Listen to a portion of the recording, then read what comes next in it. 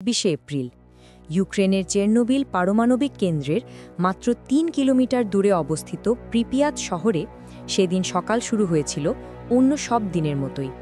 শিশুরা স্কুলের প্রস্তুতিতে ব্যস্ত, দোকানিরা শাটার তুলছে, আর মানুষজন তাদের দৈনন্দিন কাজে মন দিচ্ছে।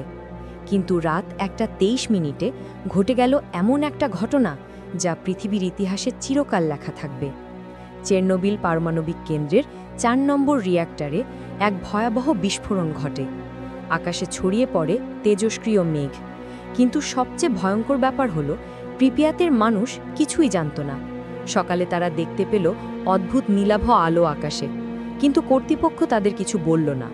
পুরো একদিন তারা তাদের স্বাভাবিক কাজকর্ম করে গেল, অজান্তে মৃত্যুর মুখে দাঁড়িয়ে। উইকিপিডিয়ার তথ্য অনুযায়ী 27 এপ্রিল দুপুর 2টায় যখন সরকারি ঘোষণা এলো, তখন শহরের ৪৯,৩৬০ জন বাসিন্দাদের বলা হলো, শুধু প্রয়োজনীয় জিনিস নিয়ে বেরিয়ে পড়ুন, 3 দিনের মধ্যে ফিরে আসতে পারবেন। মানুষ ভাবল এটা একটা সাময়িক ব্যবস্থা, তাই তারা তাদের ছবি, তাদের স্মৃতি, তাদের জীবনের সব কিছু রেখে দিল ঘরেই। 1200টি বাস এসে পৌঁছালো শহরে। মাত্র 3 ঘন্টায় পুরো শহর খালি হয়ে গেল। কিন্তু তারা কখনো ফিরে আসেনি। আজ যদি আপনি প্রিপিয়াতে যান, দেখবেন একটা শহর যেন সময়ের মধ্যে হিমায়িত হয়ে আছে। ফেরিস হুইল, যা 1 মে উদ্বোধন হওয়ার কথা ছিল, আজও দাঁড়িয়ে আছে নিথর, নীরব। 27 এপ্রিল সকালে কয়েক ঘন্টার জন্য এই পার্কটা খোলা হয়েছিল, মানুষকে শান্ত রাখার জন্য।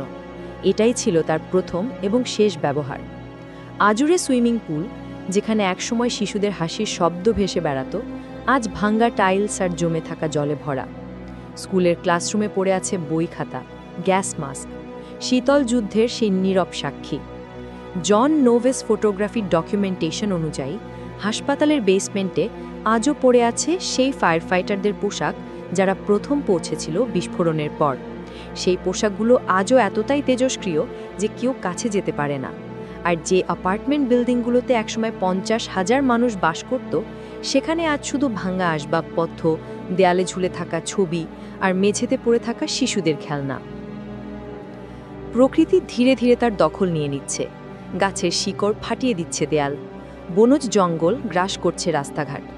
তবে এই নীরব শহরে জীবনের কিছু চিহ্ন আছে। বন্য শূকর, নেকড়ে আর বিরল প্রজাতির ঘোড়া, প্রুজভালস্কি হর্স, এখানে স্বাধীনভাবে ঘুরে বেড়ায়। মানুষের অনুপস্থিতিতে প্রকৃতি ফিরে পেয়েছে তার হারানো রাজত্ব। বিজ্ঞানীরা বলছেন, প্রিপিয়াত আবার মানুষের বসবাসের যোগ্য হতে লাগবে আরও 20,000 বছর। ততদিন পর্যন্ত এই শহর থাকবে মানব সভ্যতার এক করুণ স্মৃতিস্তম্ভ হয়ে, যা আমাদের মনে করিয়ে দেবে আমাদের প্রযুক্তি কতটা শক্তিশালী আর একই সাথে কতটা ভয়ঙ্কর হতে পারে।